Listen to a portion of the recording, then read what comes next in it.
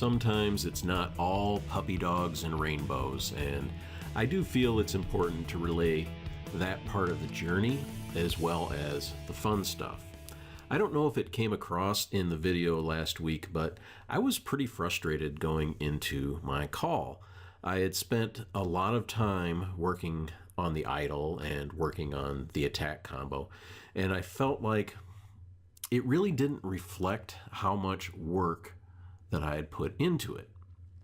So during the call, I was pleasantly surprised to find out that my instructor and another one of the students in class felt like it was night and day difference from the previous week.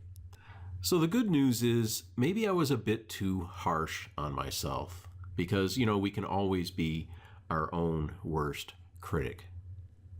And the bad news, because I can always find bad news in a good situation, is I really need to develop my eye for animation and see what other people are seeing.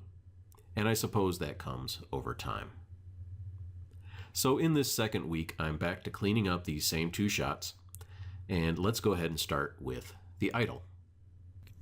So right now, it's just kind of, It's better than it was last week. What I showed last week really felt like pose A to pose B and back to pose A.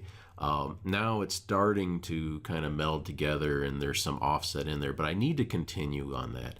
I need to get the spine really rolling. I need to get the arms and such a lot more offset. And I think what is going to help, if I pause this here, turn the drawings back on. I think what's going to help is right now everything is just kind of up and down. There's no side to side, there's no like rolling or rotation.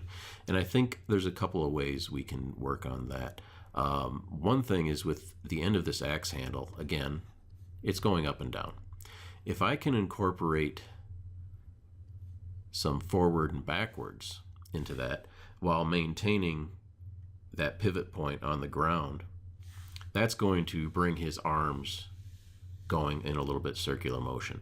In addition, probably the biggest thing is the cog right now is very up and down. There is slight left to right, but it needs to be amplified really.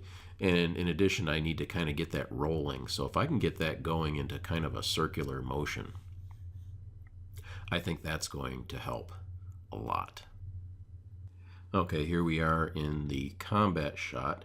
Now last week I only had this first attack and the second attack kind of worked through. And this week I've tried to get pretty much the whole thing fairly solid. I do need a lot of polish work for sure. It's definitely starting to feel more weighty. And a lot of that is in the spacing here.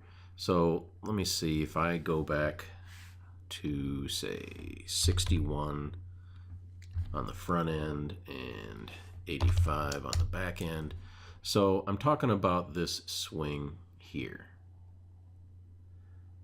And when I'm talking about spacing, I'm talking about how far, let's talk about the axe in this case, how far that axe moves in each frame. So if you want something to feel heavy, let's say the curve on this head of the axe is going like this. It's going to move very little at the beginning, right? But once it gets going, it's going to move pretty quickly. And then as we're getting to the end of the backswing, again, it's going to start getting closer and closer and closer together. Now, the more that you amplify that, the heavier that's going to feel. And I think that difference has probably made the biggest change from what I have now to what I originally had. So now we can compare what I had originally to what I have now, and I'll just keep looping just this first attack.